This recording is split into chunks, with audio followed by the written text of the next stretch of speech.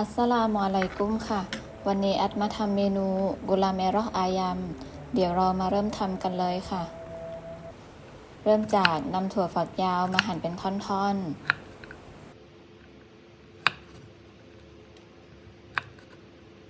เสร็จแล้วนำหอมแดงใส่ในเครื่องปั่น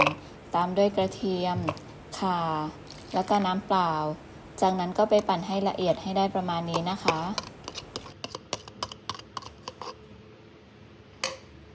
เสร็จแล้วตั้งกระทะใส่หัวกะทิลงไป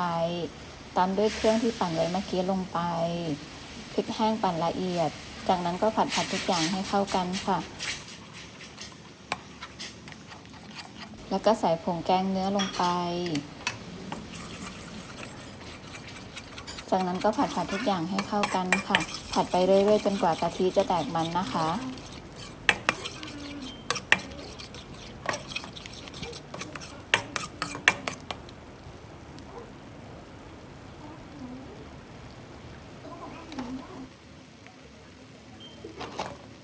พอกะทิแตกมันได้ที่แล้วก็ใส่ไก่ลงไปคลุกเคล้าไก่กับเครื่องแกงให้เข้ากัน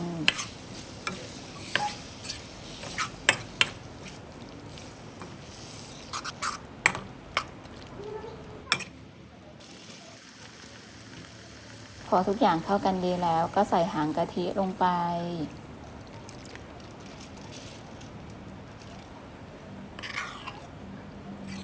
จากนั้นก็คลุกเคล้าทุกอย่างให้เข้ากันอีกรอบค่ะ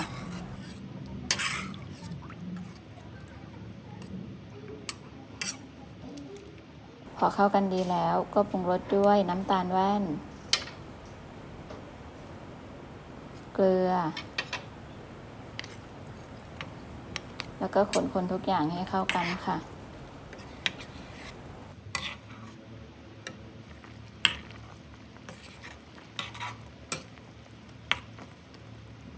พอไก่สุกน้ำแกงเดือดได้ที่ก็ใส่ถั่วฝักยาวลงไป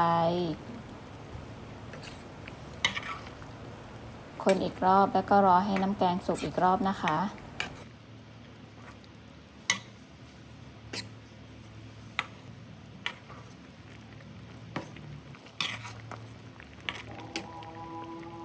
พอได้ประมาณนี้ก็เป็นอันใช้ได้ค่ะตักเสิร์ฟใส่ถ้วย